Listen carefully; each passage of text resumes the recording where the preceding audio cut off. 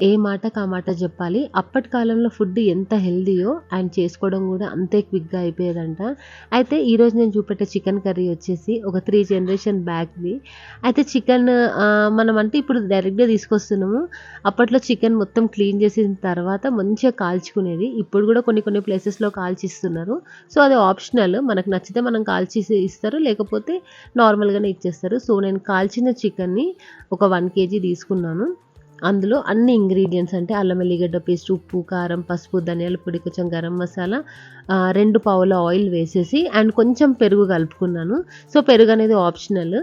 అయితే ఇట్లా మొత్తం కలుపుకొని ఒకసారి మూత పెట్టేసి 20 మినిట్స్ వరకు దాన్ని డిస్టర్బ్ చేయొద్దు. ఎగ్జాక్ట్ 20 మినిట్స్ తర్వాత మూత ఓపెన్ చేసుకుంటే ఇట్లా ఆయిల్ అంతా పైకి తేలుతది.